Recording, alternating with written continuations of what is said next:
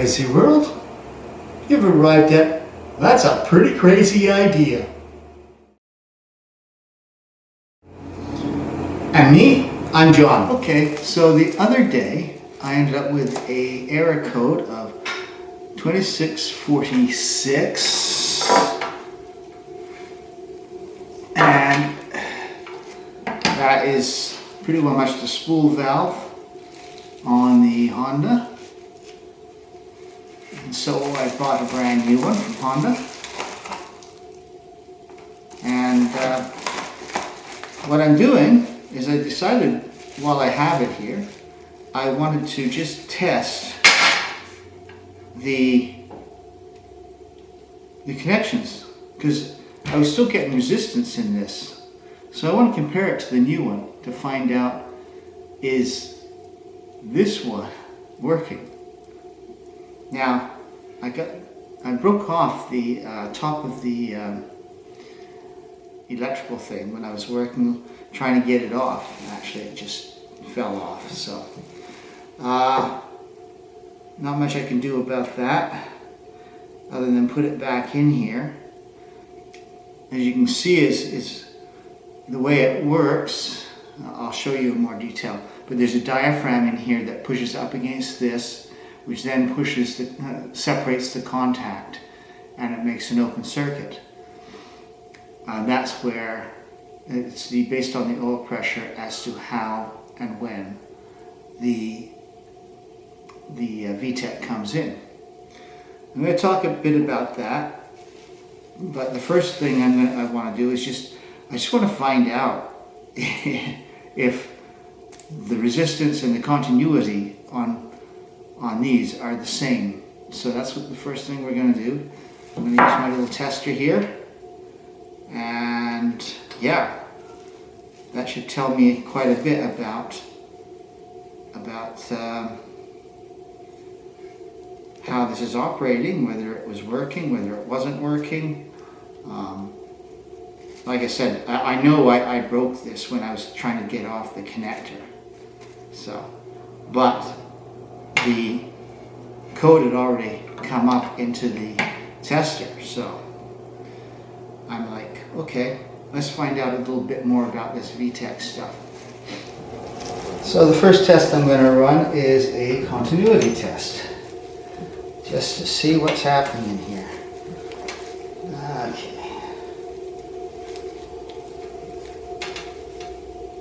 Right to this side. There we go. So we got good continuity in this one. And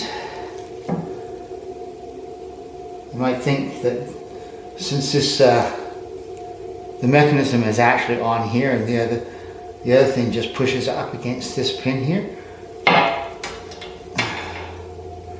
Just pushes up against the pin to release and make an open circuit. Now, I'm just going to check the continuity on this. You don't really need the other part. Oops, shoot. Okay.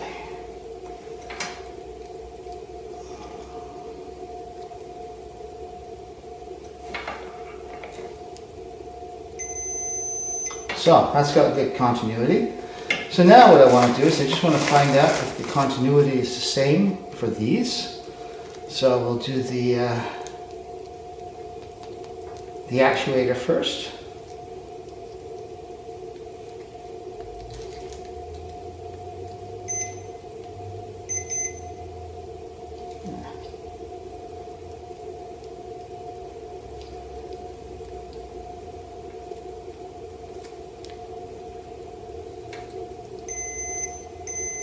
Yeah, that's good. So let's check out the oil pressure switch.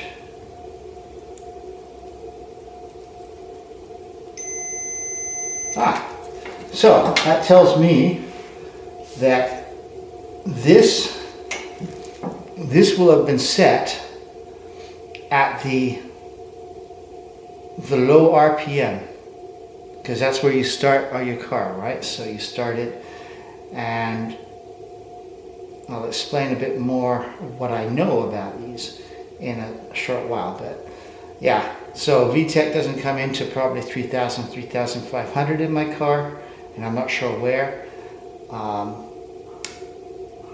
The pressure goes up, apparently. This is what I've seen on YouTube.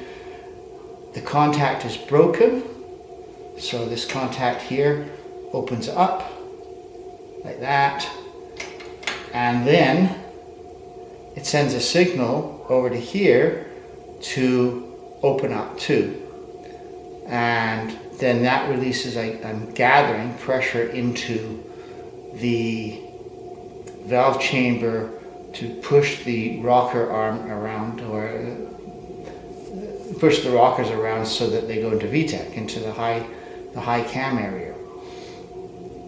So that's what this basically does. The only question I have now is the resistance still there? Which would have meant that, since those so far are exactly where the new one is, it means that what's actually closed up is the actual piston. As you can see, a lot of people talk about the little gauze here getting filled with stuff. Mine has nothing in it, so it looks very, very clean in there. And this does look very, very old. I mean, it's not new. So it might have come new with the car, I don't know. But yeah, if it came new with the car, then this has 200,000 kilometers on it. Okay, so that gauze is clean. This gauze is clean. There's no buildup of anything in there. I think the little piston that you can see just at the very top there you may not see it. It's in the top hole. There's just a little wider thing, like the main is that wide, and this one looks just a little bit wider. So that might be the actual valve that opens and closes. And this one, it's hard to see, it's hard to tell. And I don't want to start pulling this one apart. I don't think so, not me. So the next thing we're going to test is the ohms. This is what made me realize that it wasn't going to be this and this. If I just replaced this and this, it still wouldn't work, because it's the actual piston in here that is fried, that is sticking. Now it can do that just because it's gummed up.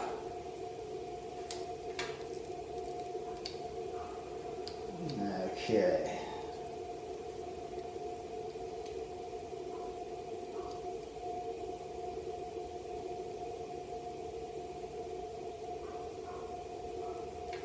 Where are you? Okay, this one, there's 2. 16 ohms. Okay. So that one's got 16.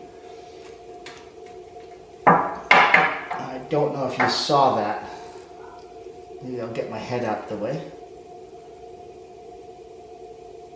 16.1. So let's take a look at this one.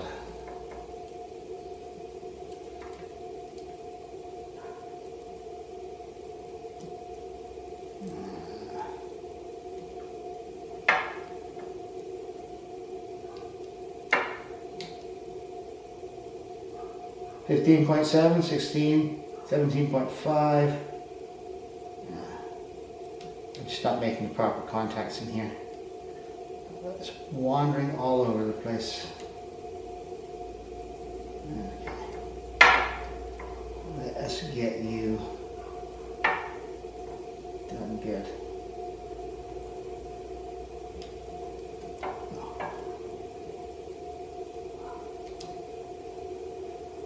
There we go, 15.7, 15.8, get my head out of the way.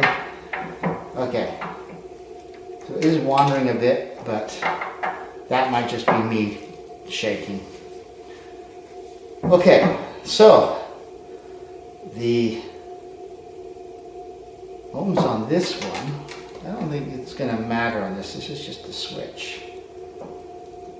Okay, let's just see.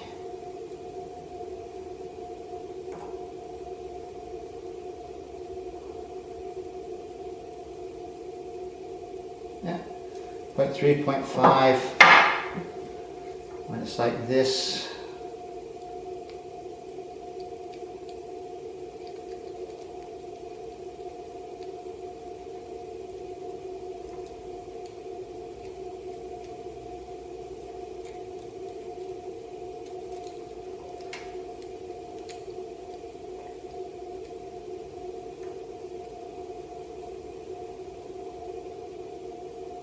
.3. So no resistance in the circuit. So these are acting identical just right now, which probably meant that this part and this part are working like these two. So this wasn't broken. It was the internals on the spool valve, which is handy to know. Now what might happen is over time the actual piston that's in there gets gummed up with oil, dirty oil, and so it ends up just jamming up. Well, after 200,000 kilometers, what more do you want? But first, maybe we can just talk a little bit about VTEC, because I noticed a couple of people on YouTube, all they did was they've hard locked the rocker arms over on the camshaft into the bigger lobe, which gives you a bigger valve opening, okay? But that isn't a totalness of the VTEC. The other half of it is you have to adjust your timing. I think there's a 7-degree difference between VTEC and the regular engine. So like I say, VTEC comes in around 3,000, I guess, 3,500 maybe. I think it's probably different on each engine because my engine only revs to 6,500. I understand the K20s, K24s are running around 7,000, I believe. So they probably have a slight difference in what time, when the valve opens up, at what speed. Now the problem is when you just do the rocker arm, all you've done is increase the amount of you've increased the amount that the valve opens up, but you haven't adjusted the timing. This is basically part of that, is how you adjust the timing. So let's say you do want VTEC at a lower range, and so you lock over your valves. Then you've got to adjust this. And I'm not quite sure positive how you do it, because I've never done it. But I would imagine that from what I've seen is this pressure switch governs this. So as we saw, the continuity was continuous. What happens is, and that's at your low speed, so you'd have a continuous circuit. What happens is when it's no longer continuous, when the pressure builds up, it goes and makes it non-continuous, which activates this, which puts the valve down, which then releases the extra pressure into the rocker arm to move the rockers on the shaft. What you have to do is, from what I can gather, is you have to be able to make this an open circuit. So what you need is the wire that comes off of here. You need to cut one of them and just put a switch. The reason you want to keep it on is really very simple. You want to be able to switch it back onto this setting is to start the car in cold weather.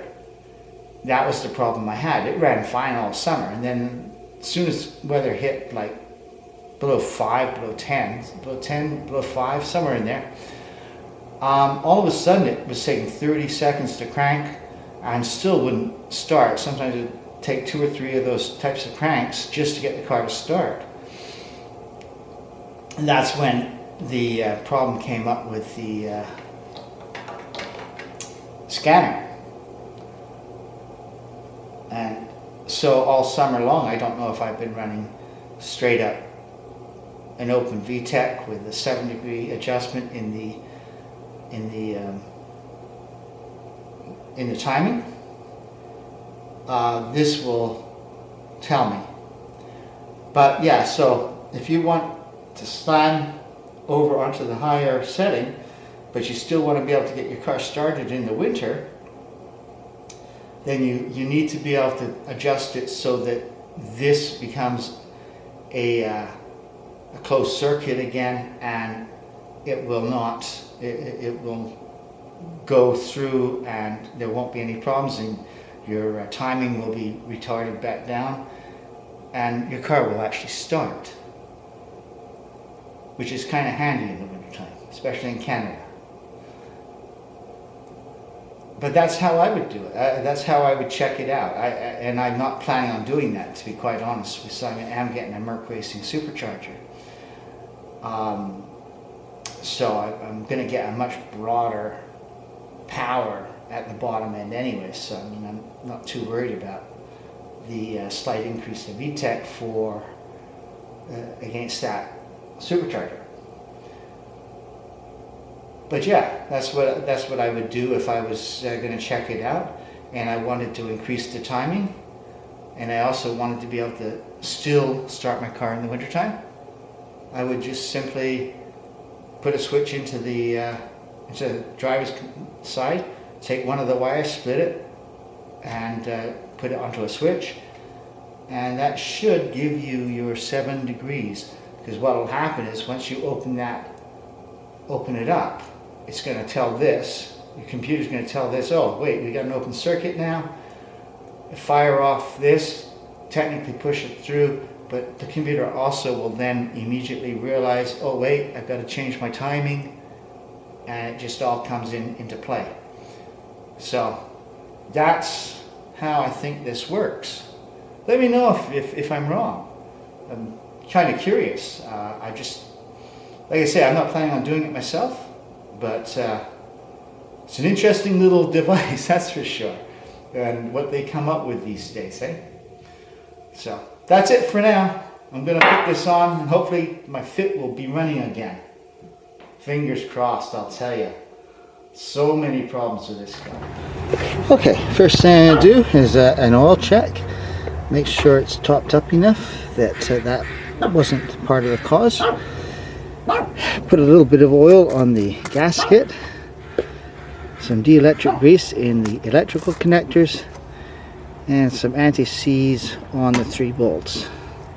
Just one thing to note, I put the top bolt in first, but you really want this one in first, below it. Reason is it's right hard against this electrical loom here. So you sort of have to have that bolt pushed through first so that you can avoid this thing. Unless you want to start unbuckling the whole loom. Okay, it's all back together. The only thing I had was this got turned around. Because it was this way before, now it's that way. Big deal. And I threw a little piece of tissue paper under there. So I can find out whether it's leaking or not. So, go from there. Okay, everything's back together. Let's see if she fires up. Or am I going to be crying?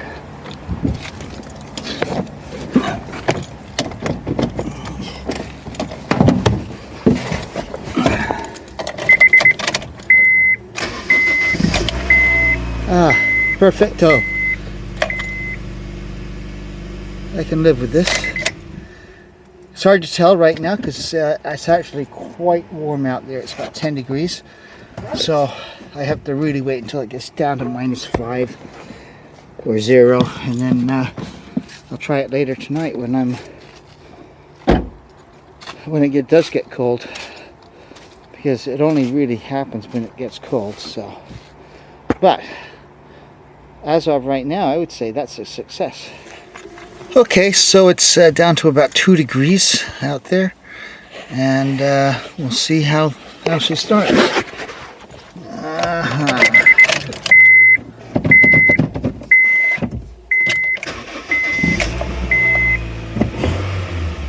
Oh yeah, no, this is going to be fine now. I think that last indicator is, I haven't wiped out the VTEC yet for the spool valve, or for the oxygen sensor, which I haven't done yet. But yeah, that started up nice and easy. Let's try it one more time. Nope. Yeah, I think that's a fix. Just one thing, when I talked about the putting a switch on the oil pressure switch, it was only if you've already locked over the rockers. The reason I say that is because there probably isn't enough oil pressure at the lower RPMs to move the rockers across by themselves. So all you'll be doing is flipping a switch and retarding or advancing your ignition, advance, retard, one or the other, and that's it, because there's not enough pressure. So it only would work if you actually locked over the rockers.